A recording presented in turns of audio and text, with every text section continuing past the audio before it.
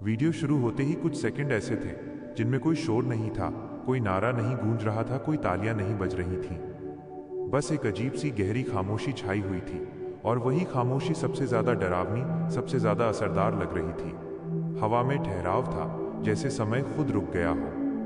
प्रधानमंत्री मंच पर खड़े थे, बोल रहे थे, लेकिन असली बात अभी सामने नहीं आई थी।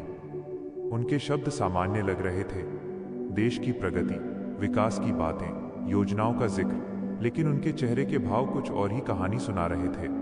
भौहें सिकुड़ी हुई, आंखों में एक गहरी गंभीरता, होठों पर वो मुस्कान नहीं जो आमतौर पर रहती है। दर्शक समझ चुके थे कि ये भाषण अब सामान्य रास्ते पर नहीं चल रहा। कुछ ऐसा आने वाला है जो दिलों को छू लेगा, कुछ लोगों को गर्व से सीना चौड़ा कर देगा और कुछ को बेचैनी में डाल देगा। दिल्ली की उस सभा में हवा हल्की ठंडी थी, नवंबर दिसंबर की शुरुआत जैसी, लेकिन मंच के सामने बैठे हजारों लोगों की आंखों में एक अलग ही तपिश थी। कोई नारा लगाने को तैयार नहीं था, कोई उत्तेजना में नहीं था। सब एक ऐसे पल की प्रतीक्षा में थे जो आने वाले महीनों सालों की दिशा तय कर दे। प्रधानमंत्री ने मंच पर कदम रखा, चारों ओर नजर दौड़ाई, कुछ क्षण रुके, जैसे शब्दों को मन ही मन तौल रहे हों, उन्हें सही जगह पर रखने की तैयारी कर रहे हों। फिर उन्होंने बोलना शुरू किया, धीमी लेकिन दृढ़ आवाज में। उन्होंने कहा, भारत केवल इमारतों से नहीं बनता, सड़कों से नहीं बनता, पुलों और मेट्रो से नहीं बनता। भारत विचारों से बनता है, मजबूत विचारों से, साहसी विचारों से, उन विचारों से जो सदियों की जकड़न को तोड़ते हैं। भीड़ में सन्नाटा और गहरा हो गया, हर कोई कान लगाकर सुन रहा था।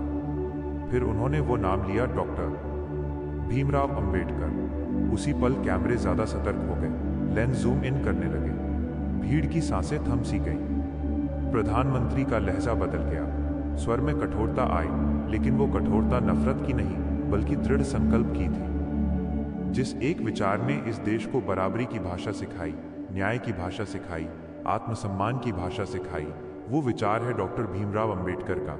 ये कहते ही उनके स्वर में एक अलग ही ताकत आ गई। उन्होंने साफ शब्दों में कहा, जो लोग अंबेडकर के विचारों का विरोध करते हैं, जो उनके योगदान को कमतर आंकने की कोशिश करते हैं, जो उन्हें केवल एक खास वर्ग तक सीमित रखना चाहते हैं, उन्हें अब ये समझ लेना चाहिए कि समय बदल चुका है।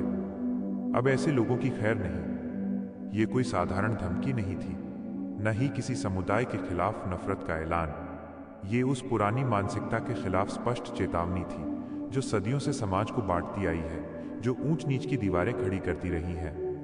प्रधानमंत्री ने आगे कहा, अंबेडकर का विरोध केवल एक व्यक्ति का विरोध नहीं है, यह भारतीय संविधान का विरोध है, यह समानता का विरोध है, यह उस भारत का विरोध है जो हर नागरिक को, चाहे वो किसी भी जाति, धर्म, लिंग या वर्ग का हो, एक समान अधिकार देता है। भीड़ में अब सन्नाटा नहीं बल्कि एक गहरी समझ छा गई थी। लोग महसूस कर रहे थे कि ये कोई सामान्य राजनीतिक बयान नहीं है, यह उस सोच के खिलाफ सीधी चुनौती थी जो आज भी कहीं न कहीं अंबेडकर को केवल दलितों के नेता के रूप में देखना चाहती है, जबकि वे पूरे भारत के, पूरे मानवता के प्रतीक हैं। प्रधानमंत्री ने इतिहास के पन्ने पलटे, याद दिलाया कि कैसे अंबेडकर को उनके जीवन काल में अपमानित किया गया, कैसे उन्हें छुआछूत का दर्द सहना पड़ा, कैसे स्कूल में अलग बैठना पड़ता था, कैसे उच्च शिक्षा के लिए विदेश जाना पड़ा, कैसे उन्हें चुनाव हराने की साजिशें रची गईं, कैसे उनके विचारों को दबाने की हर मुमकिन कोशिश की गई। लेकिन इतिहास ने क्या साबित किया? विचारों को हराया नहीं जा सकता, विचार अमर होते हैं।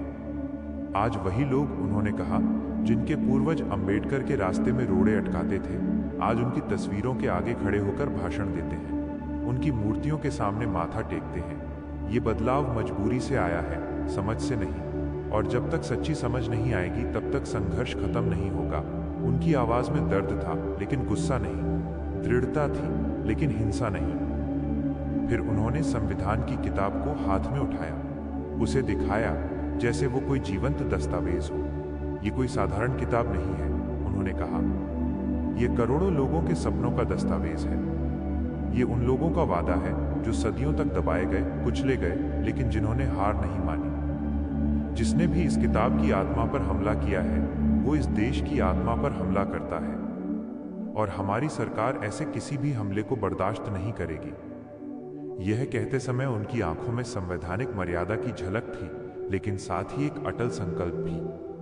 उन्होंने उदाहरण दिए, कहा कि आज भी कुछ लोग अंबेडकर को जाति की राजनीति से जोड़कर बदनाम करने की कोशिश करते हैं, जबकि सच्चाई यह है कि अंबेडकर जाति के खिलाफ थे, इंसान के पक्ष में थे। उन्होंने कहा, अंबेडकर ने हमें सिखाया, शिक्षा बनो, संगठित हो, संघर्ष करो। जो लोग इस शिक्षा से डरते हैं वही अंबेडकर से डरते हैं। जो लोग संगठन से घबराते हैं वही उनके विचारों से घबराते हैं। प्रधानमंत्री ने सरकार के प्रयासों का जिक्र किया। पंचतीर्थ का विकास, अंबेडकर के जीवन से जुड़े पवित्र स्थलों को विश्व स्तरीय बनाने की बात, संविधान दिवस को राष्ट्रीय स्तर पर मनाने की पहल, युवाओं को अंबेडकर के विचारों से जोड़ने के कार्यक्रम, स्कूलों में उनके जीवन पर विशेष अध्याय, ये सब प्रतीकात्मक नहीं है। उन्होंने जोर देकर कहा, यह एक वैचारिक प्रतिबद्धता है। हम अंबेडकर को केवल मूर्तियों में नहीं बल्कि नीतियों में देखना चाहते हैं, न्याय के हर फैसले में देखना चाहते हैं, शिक्षा के हर स्कूल में देखना चाहते हैं। उन्होंने कहा कि आज का भारत अंबेडकर को केवल पूछना नहीं चाहता, उन्हें जीना चाहता है, उनके विचारों को व्यवस्था का हिस्सा बनाना चाहता है। और अगर कोई ताकत इस रास्ते में रुकावट बनेगी तो उसे लोकतांत्रिक तरीके से संविधान के दायरे में रहते हुए जवाब दिया जाएगा। अब कोई छिप नहीं सकता। उन्होंने कहा, सोशल मीडिया का युग है, हर बात की जांच होती है, हर विचार पर सवाल उठते हैं। जो बराबरी के खिलाफ बोलेगा उसे जनता के सवालों का सामना करना पड़ेगा।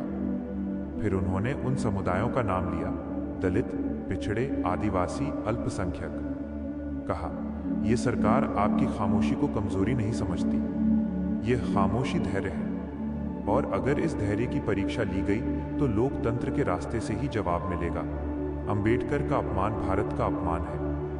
अंत में उन्होंने भावुक होकर कहा, आने वाली पीढ़ियां हमें इस बात से नहीं आंकेंगी कि हमने कितनी ऊंची इमारतें बनाई, कितनी तेज ट्रेनें चलाई, कितने बड़े स्टेडियम बनाए। वे हमें इस बात से आंकेंगी कि हमने कितना न्यायपूर्ण समाज छोड़ा, कितना समावेशी भारत बनाया। अगर हम अंबेडकर के विचारों को बचा पाए तो भारत सुरक्षित रहेगा।